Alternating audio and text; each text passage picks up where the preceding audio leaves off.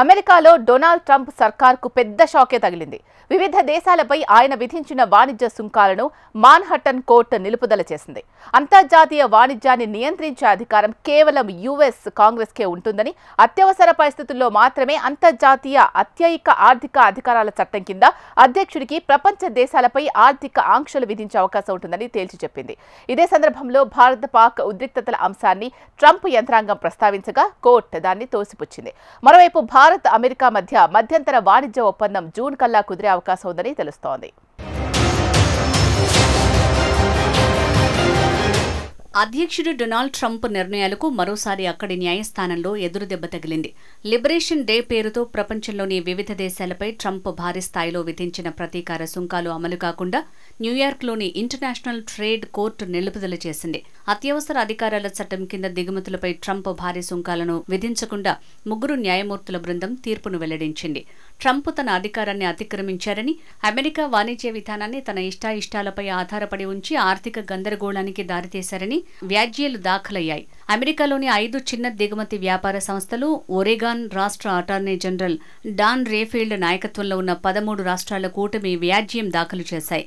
ఈ టారిఫ్లు చట్టవిరుద్ధం, నిర్లక్ష్యంగా తీసుకున్నవని, ఆర్థికంగా నష్టం కలిగించేవి అంటూ వారు పేర్కొన్నారు. దీనిపై విచారణ జరిపిన న్యాయస్థానం అత్యవసర అధికారాల చట్టం కింద దిగుమతులపై ట్రంప్ భారీ సుంకాలను విధించకుండా తీర్పు ఇచ్చింది.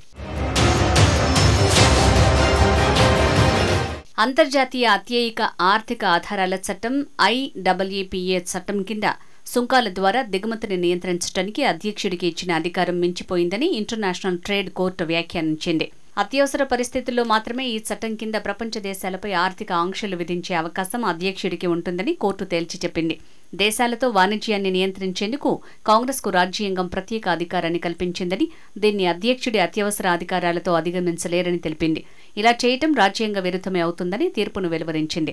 దీనిపై వెంటనే ట్రంప్ సర్కార్ అప్పీల్ దాఖలు చేసింది. ఇక సుంకాలకు సంబంధించి ప్రస్తుతం అనేక దేశాలతో చర్చలు జరుగుతున్నాయని ట్రంప్ సర్కార్ న్యాయస్థానం దృష్టికి తీసుకువెళ్లింది. ఈ వాణిజ్య ఒప్పందాలను ఖరారు చేసుకునేందుకు జూలై 7 వరకు గడువు ఉందని, అప్పటి వరకు దీన్ని చాలా సున్నితమైన అంశంగా పరిగణించాలని కోరింది. అయితే ఈ వాదనల్ని కోర్టు తిరస్కరించింది. కాగా ట్రంప్ సర్కార్ విధించిన సుంకాలపై విచారణ సందర్భంగా భారత్ పాక్ ఉద్రిక్తతల అంశం ప్రస్తావనకి వచ్చింది. అధ్యక్షుడికి ఉన్న టారిఫ్ అధికారాలను సమర్థించాలని ట్రంప్ అడ్మినిస్ట్రేషన్ న్యాయస్థానాన్ని అభ్యర్థించింది. చట్టపరంగా ఎదురైన ఈ సవాల్ చైనాతో వాణిజ్య సంధిని మార్చేస్తుందని, భారత్ పాక్ మధ్య ఘర్షణలను పెంచుతుందని అధికారులు వాదించారు. టారిఫ్ అధికారం వల్లనే ఇటీవల భారత్ పాక్ మధ్య కాల్పుల విరమణ ఒప్పందాన్ని ట్రంప్ సాధించగలిగారు అని కోర్టుకు తెలిపారు. అయితే న్యాయస్థానం ఈ వాదనని తోసిపుచ్చింది. ట్రంప్ వాణిజ్య విధానంలో కేంద్ర బిందువైన టారిఫ్లను సవాల్ చేస్తూ ఇంతకుముందు 7 వ్యాజ్యాలు దాఖలయ్యాయి. ఇక కోర్టు తీర్పుతో వైట్ హౌస్ ఎలాంటి నిర్ణయం తీసుకుంటుందన్న దానిపై స్పష్టత లేదు. ఎమర్జెన్సీ పవర్ టారిఫ్ ని నిలిపివేయనుందా లేదా కొత్త సుంకాలు విధిస్తారా అన్నది తెలియాల్సి ఉంది. ఈ సుంకాలను నిలిపివేస్తే ట్రంప్నకు ఉన్న అధికారాల ప్రకారం ద్రవ్యలోటు ఉన్న దేశాలతో తాత్కాలికంగా 150 రోజుల వరకు 15% దిగుమతి పన్ను విధించే అవకాశాలున్నాయి. తాను అధికారంలోకి వచ్చాక అమెరికాకు నష్టం కలిగించే దేశాలపై సుంకాల మోత తప్పదని ఎన్నికల సమయంలో ప్రకటించారు ట్రంప్. అధ్యక్షునిగా రెండోసారి ఎన్నికవగానే కార్యాచరణ ప్రారంభించారు. ఇందుకు అనుగుణంగా ఈ ఏడాది ఏప్రిల్లో లిబరేషన్ డే పేరుతో వాణిజ్య యుద్ధానికి తెరలేపారు ట్రంప్. అమెరికాకు దీర్ఘకాలంగా స్నేహం కొనసాగిస్తున్న పొరుగు దేశాలు మెక్సికో, కెనడాలతో పాటు చైనాపైన సుంకాలను పెంచుతున్నట్టు ప్రకటించారు.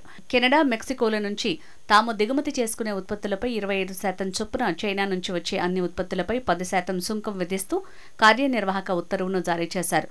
ఈ సుంకాలు విధించేందుకు వీలుగా అమెరికాలో ఆర్థిక ఎమర్జెన్సీని ట్రంప్ ప్రకటించారు. ఈ చర్య ద్వారా స్థానిక ఉత్పాదనను పెంచాలని, ట్రేడ్ డెఫిసిట్ ని తగ్గించాలని ఆయన లక్ష్యంగా పెట్టుకున్నారు.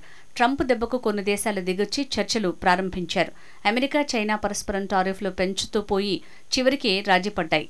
తాజాగా కోర్టు తీర్పు నేపథ్యంలో అమెరికా అధ్యక్షుడు ట్రంప్ తదుపరి కార్యాచరణ ఏంటనేది ఆసక్తిగా మారింది.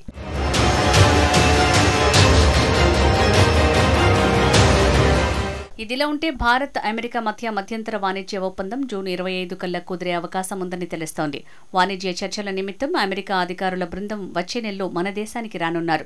భారత వాణిజ్య విభాగ ప్రత్యేక కార్యదర్శి రాజేష్ అగర్వాల్ గత వారంలో అమెరికాలో పర్యటించి ప్రతిపాదిత ఒప్పందంపై చర్చలు జరిపారు. ద్వైపాక్షిక వాణిజ్య ఒప్పందం తొలి దశకు ముందే మధ్యంతర వాణిజ్య ఒప్పందం కుదుర్చుకోవాలని ఇరు దేశాలు భావిస్తున్నాయి. ఇందులో భాగంగా అమెరికా విధించిన 26% ప్రతీకార సుంకం నుంచి మన దేశం పూర్తి మినహాయింపును కోరుతోంది. ఇరు దేశాల మధ్య వాణిజ్య ఒప్పందం విజయవంతమైతే ప్రస్తుత అడ్డంకులు తొలగిపోయి కొత్త అవకాశాలకు ద్వారాలు తెరుచుకుంటాయని, ఎగుమతులు ఇతోధికమవుతాయని కేంద్ర ఆర్థిక శాఖ భావిస్తోంది. భారత్పై విధించిన 26% అదనపు టారిఫ్లను 90 రోజుల పాటు అంటే జూలై 8 వరకు అమెరికా నిలిపివేయడం తెలిసిందే.